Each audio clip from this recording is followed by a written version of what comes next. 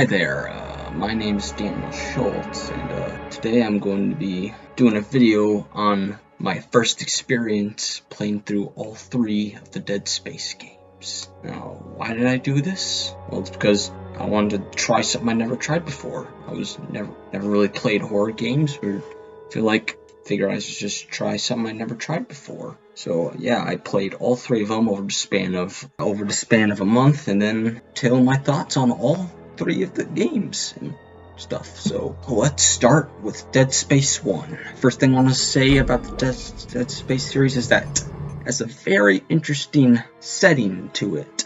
So it seems like a near future type of setting to it, more like a plausible future. Like some of the stuff in it seems like it could happen. It's like they have like lots of technological advancements and stuff like that, but they also have normal human stuff like books, schools, and stuff like that. So it's like interchanging like technological advancements with normal human stuff, which is I think a pretty good take.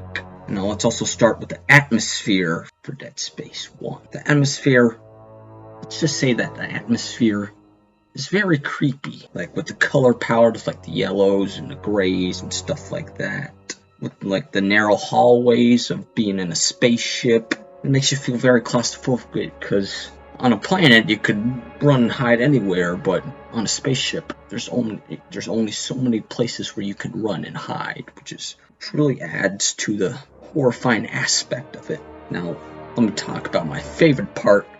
My favorite part about these games is the immersion, where it's like the HUD and the hints and everything is all like, there's not like normal like bars and stuff on the screen. There's like all the hints and stuff of the HUD are like built into the character models and the environment. It's like, because like the rig with the health bar being on your back, the health bar and all the meters and stuff, and countdown being on your back and everything.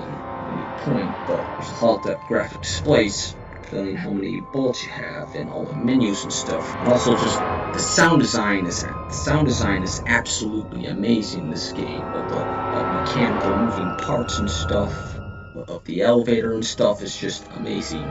So my favorite part about sound design is the space sections. When you're out in the vacuum of space, there's basically no sound. Everything is all very muffled and you can barely hear anything.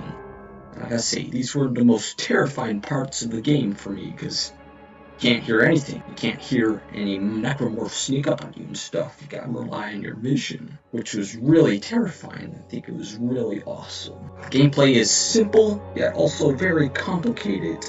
There's like many ways to play. You can play it safe, you can go around many corners, sneak your way through. You go. There's so many weapons. You can use so many weapons you can choose from. Yeah, you can just customize your experience the way you want to play it. You can play it safe, you can rush into things. It's just amazing what they managed to do with this game back in 2008, nonetheless. Now, the graphics aren't the best because it's an older game, but I think that the lower res textures help add to like the ambience and the unsettlingness of the area. So yeah, Dead Space 1 is a pretty solid start, if I do say so myself. Now let's move on to Dead Space 2.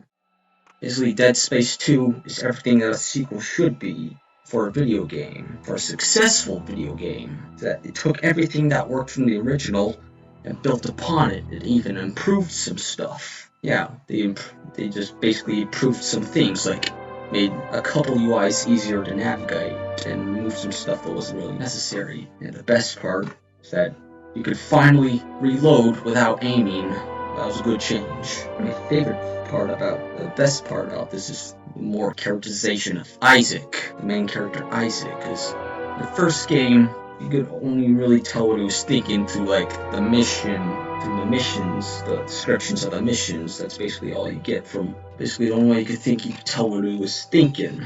Like there was a few instances in the game where you can there was a couple custom animations to see what he was thinking and stuff. But overall, the the only way you could really tell what he was thinking in the first game was through like the mission. But in Dead Space 2, they basically characterized him a whole lot more. He gave him an actual voice, which was weird at first, but then I realized that it was in the first game, him not having a voice was kind of perfect, but in the second game, giving him a voice was even more perfect. More characterization of him is the way he moves. Like in the first game, he was sort of more slow and calculated, like the way he stomped and stuff, because this was the first time he was in this situation. But in the second game, the way he moves is a bit more confident, because he was in this once before. Like his steps in the first game, like his stomps in the first game were a lot more slow, but in the second game he could stomp really fast,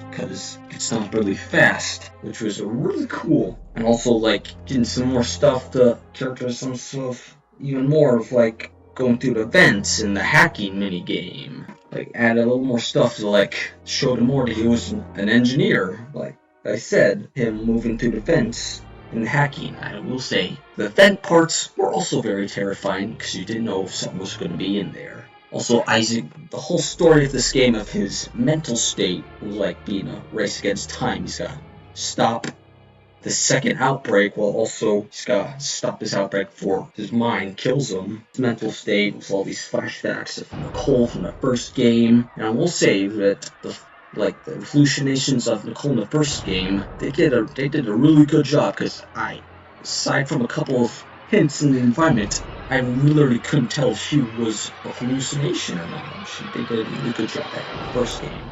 They proved that in the second game. While the game progressed, his mental state got worse and worse, and I was getting into it. I was worried about his mental state. And when he got back onto Ishimura and his vision started getting worse, I was legitimately worried for him. I didn't know if he was going to survive going back onto Ishimura and stuff like that, because of his mind and what happened on there. Also, like, when he went back onto Ishimura, there's like tapes all over the place saying like, people saying like, this doesn't feel right, this place feels cursed or something, which I think was really cool. And they like added even more stuff to the immersion. Yeah, they made the immersion stuff even better. Like, they made more seamless chapter transitions between chapters, because in the first game there was load screens or more loading stuff between chapters, which didn't break the immersion too much. But in the second game, they just made it even better and made it super seamless. And also the suits, like the more suits that you pick up during the game. First game, it felt like you were just upgrading the suit you already had, but in the second game, you were finding different suits. It felt like you were really scrapping for all you got and finding different stuff. It wasn't a one-size-suit-fits-all scenario, because, you get more armor with suits, more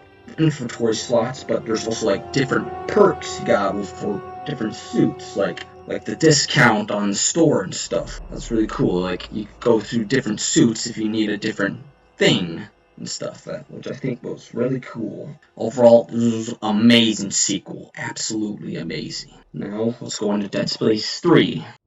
Alright, so, let me just say is that before I went to play Dead Space 3, I knew its reputation of not being the best one. I do kind of agree, and after playing it, I can understand why people wouldn't like it.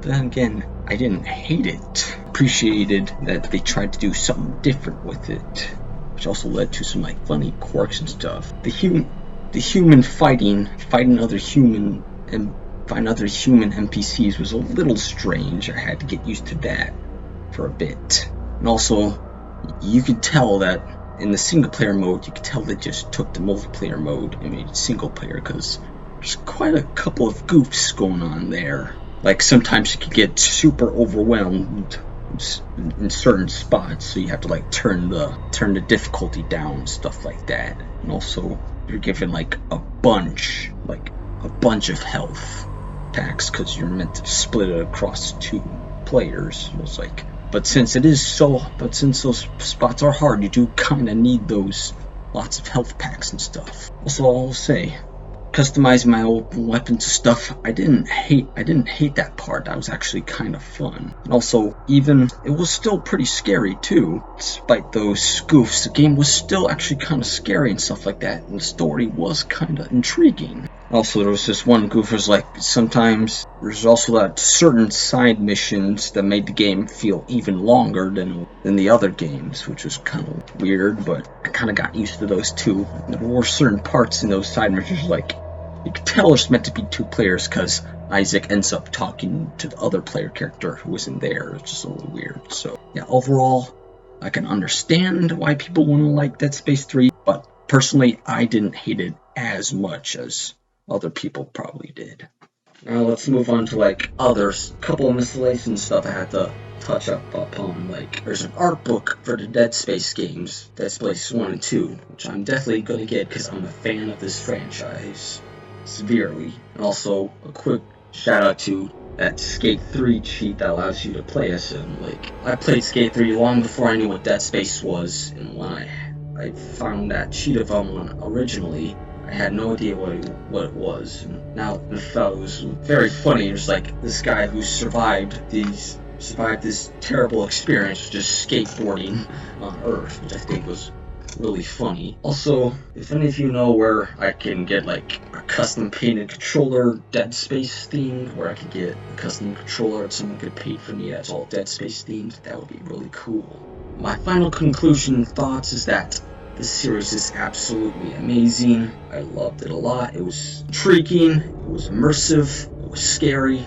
Overall, I love it. I really like it a lot, and I will definitely play the remake, the Dead Space 1 remake, when it finally comes out at some point. Thank you all for watching, and bye.